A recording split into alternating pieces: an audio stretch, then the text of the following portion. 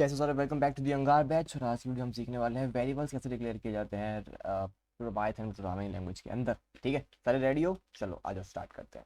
भाई तुम लोग को अगर पता ना हो कि वेरिएबल्स डिक्लेयर करने का मतलब होता है क्या है, तो सबसे पहले जाके सी लैंग्वेज का वीडियो देखो, उससे कंपेयर करना। सी लैंग्वेज में हमने सीखा था कि वेरिएबल्स कैसे डिक्लेयर करते हैं। तुमको याद होगा हम लिखते हैं int a is equals to 6। मैंने ये लिखा, इसमें मतलब क्या होता है। अब देखो, जिसने कंप्लीटली कभी भी प्रोग्रामिंग नहीं करी है, मैं उसको बता दूं कि वेरिएबल्स का मतलब क्या होता है। सबसे पहले तो वो बता देता हूँ। ठीक है, वेरिएबल्स क्या होते हैं? Variables are like containers. ठीक है, कंटेनर्स। ठीक है, क्या भैया कंटेनर्स? भैया कुछ समझ नहीं आ रहा। सुनो, शांत हो जाओ। मैं क्या कर रहा हूँ, अभी मेरी बात सुनो। मैं तो variables are like containers use for holding some value. ठीक है, मैंने सिंपली बताया तुमको, variables are like containers use for holding some value. ठीक है, अच्छा भैया आप कंटेनर ले क्यों रहे हैं? कंटेनर का मतलब क्या है एग्जैक्टली? आप थोड़ा सा सेंस में समझाओ, थोड़ा सेंसिबली समझाओ, मेरी बात सुनो। मैं ये कह रहा हूँ कि मान लो मैं तुमसे बोला कि 4+3 कैलकुलेट करो, तो बोलो ये क्यों करो? क्योंकि भाई आज से जब 100 साल पहले, मतलब जितने भी टाइम पहले कंप्यूटर्स आए थे, ठीक है, उस टाइम पे कंप्यूटर काम सिर्फ एक था कि कैलकुलेशंस करना, सिर्फ कैलकुलेशंस करना। ठीक है, सिर्फ ये काम था उनका। तो अभी हम सिर्फ देखेंगे कि अगर एक कंप्यूटर मेरे को कैलकुलेट करवाना है, ठीक है, मेरे को कैलकुलेशन करवानी है, तो क्या स्टेप्स रहेंगे। भाई कंप्यूटर को छोड़ो, मेरे को ये बताओ कि अगर तुम इंसान, एक ह्यूमन, एक कैलकुलेशन करो तो तुम लोग क्या करोगे? ह्यूमंस अगर कैलकुलेशन करें तो क्या करेंगे? सबसे पहले दिमाग में सोचेंगे क्या क्या कैलकुलेट करना है। जैसे कि मैं तुमसे बोला कि 4+3 करो, तो 4+3 करने पे तुम बोलोगे 7 हुआ। ठीक है, पहले तुमने मेरी बात सुनी। ठीक है, मेरी बात सुनी। ठीक है, मेरी बात सुनी, उसके बाद तुमने क्या किया? डेटा को, जो भी बोला मैंने, 4 बोला ना, जैसे मैंने 4 बोला, 4 को तुमने दिमाग में अपने रखा, दिमाग में डाला। ठीक है, मतलब है कि सिंपली बोलूँ तो अपने मेमोरी में डाला। ठीक है, मेमोरी में डाला, मतलब है कि तुम्हारे दिमाग में कहीं पे जाके 4 स्टोर हो गया। उसके बाद मैंने सेम चीज करी 3 के संग। ठीक है, यानी कि तुमने फिर मेरी बात सुनी, उसके बाद मैंने बोला कि वो डेटा है ना, तो तुम्हारे दिमाग में वो 3 कहीं पे जाके मेमोरी में डाला तुमने। ठीक है, ओके। तो तुम्हारे दिमाग में किसी लोकेशन में 4 स्टोर हो गया, किसी लोकेशन में 3 स्टोर हुआ। उसके बाद तुमने उन दोनों को कैलकुलेट किया, उसके बाद तुमने उन दोनों को कैलकुलेट किया, उसके बाद तुमने बोला स्पीक आउट द रिजल्ट। ठीक है, तुमने मतलब फिर वो स्पीक आउट मतलब बोल दिया तुमने रिजल्ट। तो यहाँ पे क्या क्या स्टेप्स इन्वॉल्व थे?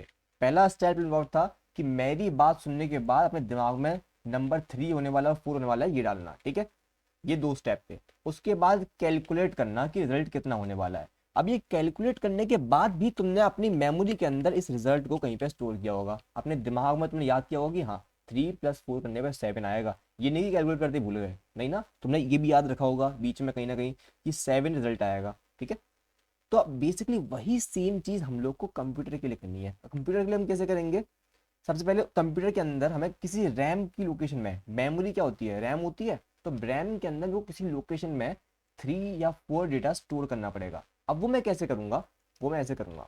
ठीक है, देखो मैं सिंपली क्या करूंगा, मेरी जो रैम होती है ना, रैम किस किस ने नहीं देखी आज तक, जैसे रैम बना लेते हैं, जैसे रैम बनाता हूँ। रैम कहाँ है मेरी? रैम ये, रैम ये रही। ठीक है, देखो अब जिसने आज तक मेरी पुरानी वीडियोस नहीं देखी, मैं लोग को बताऊं कि रैम हमारी कुछ इस तरीके की दिखती है। उसके अंदर हर एक डिब्बा 1 बाइट होता है, और ये 1 बाइट जो होता है वो 8 स्विचेस से बना हुआ होता है जो कि ऑन ऑफ हो सकते हैं। ठीक है, ओके। तो यहाँ पे 1 बाइट है, 2 बाइट है, 3 बाइट है, 4 बाइट है। मैं कह रहा हूँ मेरे को कोई भी डेटा स्टोर करना है, जैसे मान लेते हैं कि मेरे को एक नंबर स्टोर करना है, ठीक है, एक इंटीजर स्टोर करना है, तो उसके लिए मेरे को 4 बाइट रिक्वायर्ड होती है कम से कम। ठीक है, जो कोई भी इंटीजर स्टोर करना हो तो मैं उसके लिए 4 बाइट्स स्टोर करने के, 4 बाइट्स रैम के अंदर गिरती है कम से कम। ठीक है, ओके। तो अब भाई ये जो डेटा स्टोर हुआ है रैम में, ये किसी जगह पर स्टोर हुआ होगा, कुछ ना कुछ इसका एड्रेस होगा, मुझे उससे मतलब नहीं है। मैं कह रहा हूँ कि यार ये कहीं पे स्टोर हुआ है, तो इस ना एक जगह को मैं नाम दे दूंगा कुछ, ताकि मैं जो वैल्यू है उसको एक्सेस कर सकूँ। ये जो मेरी रैम में जगह जहाँ पे एलोकेट हुई है, जहाँ पे मैं सर्कुलर अपना कर रहा हूँ, यहाँ पे मान लो कोई डेटा स्टोर हुआ है, मान लो 6 स्टोर हुआ या 4 स्टोर हुआ। ठीक है, तो इस जगह का कुछ ना कुछ नाम होगा। ठीक है, इस जगह का हम आपसे कुछ नाम रख देंगे। ठीक है, उस जगह के नाम की मदद से ही मैं आपसे अपना डेटा एक्सेस करूंगा। जैसे कि अब मैं देखो कहना चाहता हूँ, एकदम ध्यान से देखना, सबको समझ में आ जाएगा। मैं जब लिखता हूँ यहाँ पे नम इज इक्वल टू 6, ठीक है, मैंने सिंपली लिखा नम इज इक्वल टू 6, या फिर मैं कहूँ num1 इज इक्वल टू 6। ठीक है, या फिर कह लूँ num1 इज इक्वल टू 4। ठीक है, जब मैंने ये किया तो क्या हुआ? और एक और लाइन लिखूँ num2 इज इक्वल टू 3। मैंने सिंपली पाइथन लैंग्वेज के पास इतना सा लिखा है, इतना सा। ठीक है, ये क्या करेगी ये लाइन?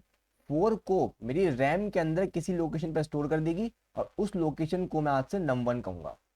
ठीक है, तो 4 को num1 में स्टोर कर दिया।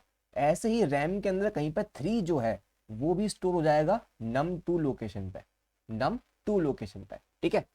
अब तीसरा स्टेप क्या था, इन दोनों को कैलकुलेट करना। मेरी बात ध्यान से देखो भाई, सिंपली मैं वेरिएबल्स को कैसे बनाता हूँ देख लिया तुम लोगों ने। अगर मेरे को इंटीजर स्टोर करना है, मैं सिंपली लिखूंगा num1 equals to 4, num2 equals to 3। अगर मेरे को मान लो कि फ्लोटिंग वैल्यू यानी कि डेसिमल वैल्यू होती तो भी मैं सेम चीज कर सकता, मैं 4.6 लिख सकता था, यहाँ पे मैं 3.7 कर सकता हूँ, मैं कुछ भी कर सकता हूँ, 3.7 8678 जो मैं करना चाहूँ वो कर सकता हूँ, ठीक है, फर्क नहीं पड़ता। मैंने कुछ ना कुछ वैल्यू इन दोनों के अंदर स्टोर कर दी। अब मेरे को चाहता हूँ कि मैं इन दोनों को कैलकुलेट करूँ, मैंने इन दोनों को कैलकुलेट करूँ। तो कैलकुलेट करने के लिए भी मैं क्या करूंगा, किसी जगह पे स्टोर करूंगा इन दोनों का रिजल्ट, ठीक है। यानी कि मैं किसी जगह पे, ठीक है, मैं कह रहा हूँ कि टोटल जो होगा वो कितना हो जाएगा मेरा, num1 पे जो है प्लस num2 पे जो है, इन दोनों को ऐड करो, इन दोनों को ऐड करो और टोटल वाली जगह पे डाल दो। जैसे यहाँ पे क्या होता, 4.6 को num1 में डाल दो। num1 क्या है, रैम के अंदर एक लोकेशन है जहाँ पे 4.6 स्टोर होगा। 3.678 क्या है, एक वैल्यू है जो कि num2 में जा रही है, और num2 क्या है, एक लोकेशन है रैम में जहाँ पे ये डेटा स्टोर होगा।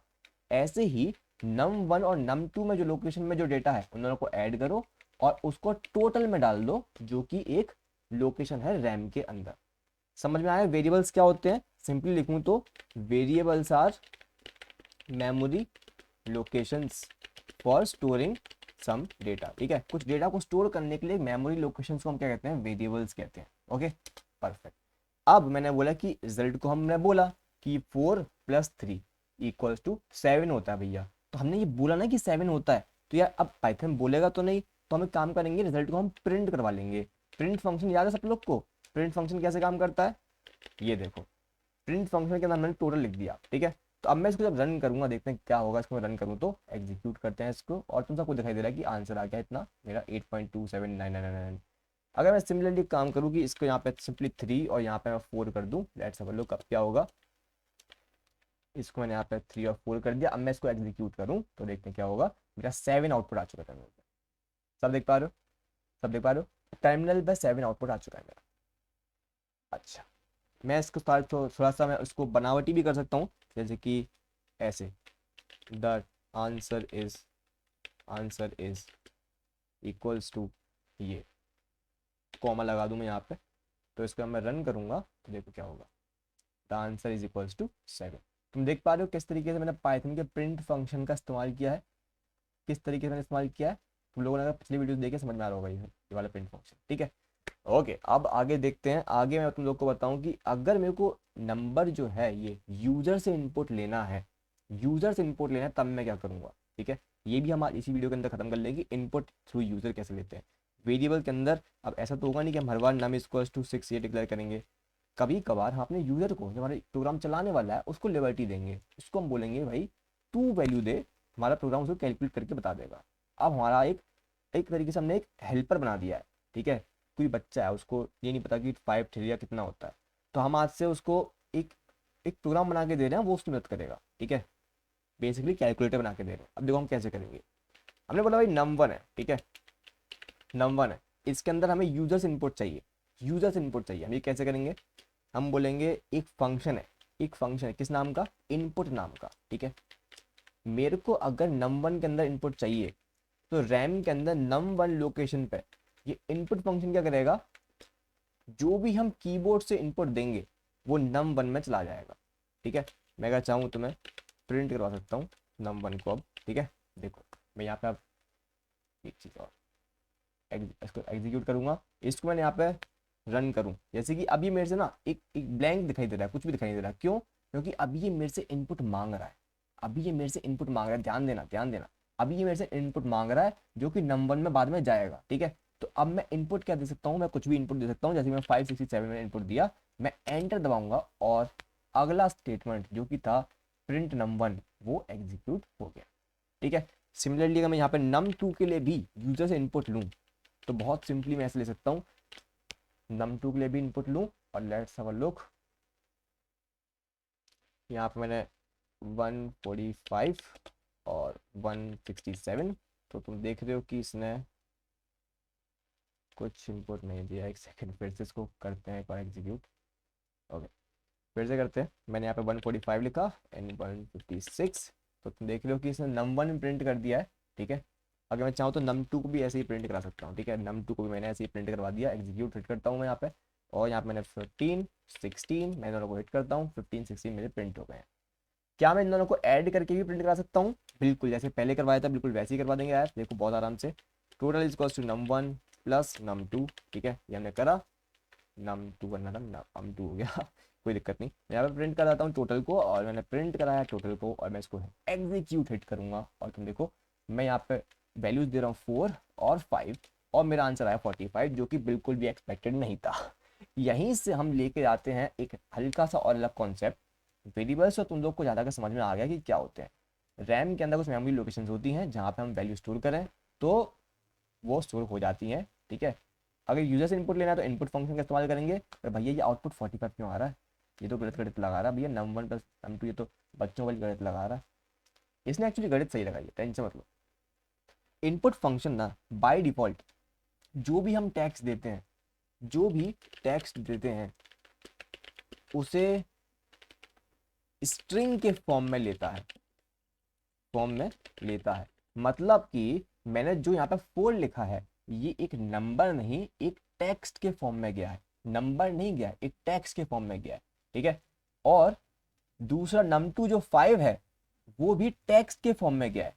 अब जब मैं num1 प्लस num2 कर रहा हूं ना, तो यहाँ पर ये दोनों टेक्स्ट जो हैं ये आपस में जुड़ जा रहे हैं, या फिर मैं कहूँ जो स्ट्रिंग्स हैं, जो स्ट्रिंग्स हैं वो कॉन्केटिनेट कर जा रहे हैं, कॉन्केटिनेट कर जा रहे हैं, ठीक है। तो इस चीज़ का हम याद रखेंगे कि ये स्ट्रिंग्स कॉन्केटिनेट कर रहे हैं, जो कि हम नहीं चाहते हैं हो। तो इसके लिए हमें स्पेशली ध्यान रखना पड़ेगा कि हम एक कॉन्सेप्ट यहाँ पे लेके आ रहे हैं कि हमें स्ट्रिंग को स्ट्रिंग को कन्वर्ट करना पड़ेगा किसमें, करना पड़ेगा इंटीजर में, ठीक है। इंटीजर में यानी नंबर में कन्वर्ट करना पड़ेगा स्ट्रिंग को। अब वो हम कैसे करेंगे, देखो बहुत सिंपल तरीका है। हमने जो इनपुट फंक्शन यूजर से इनपुट ले रहे हैं, हम क्या करेंगे, इसको इंटीजर फॉर्मेट में कन्वर्ट करने के लिए इसे एक इंट फंक्शन के अंदर रख देंगे।